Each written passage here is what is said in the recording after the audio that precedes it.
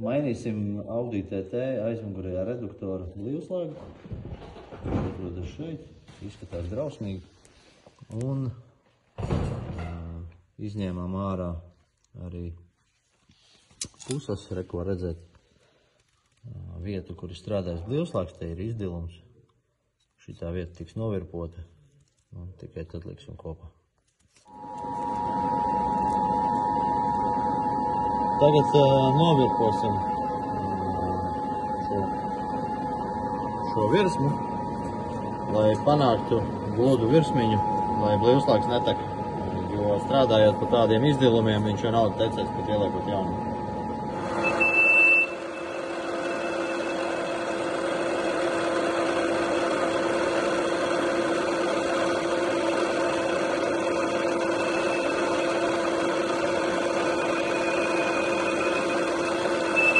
Kad virsma ir novirpota, mēs uzpulēsim viņu līdz pilnīgam gludumam, lai tā virsma būtu perfekta.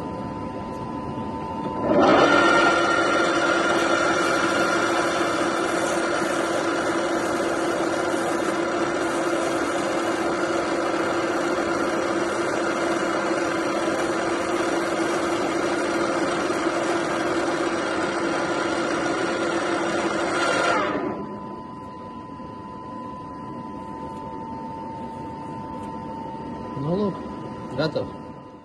Nu tā, blīvslāgs ir nomainīts, reku blīvslāgs ir jauns tagad. Virsma ir atjaunota, uzlikts atpakaļ ir aizsargs, kas domāts, lai pasargātu no smiltīm un dubļiem.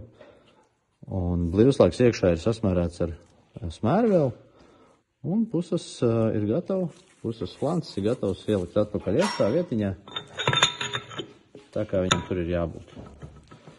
Tad paņemsim alumīniju un pasitīsim lēnām iekšā.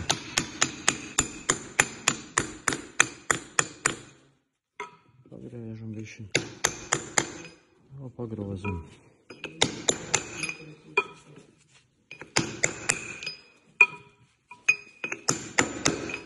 Viss dzirdējām, skaņa mainījās. Viss viņš ir iekšā tā kā vajag. Viss gatavs.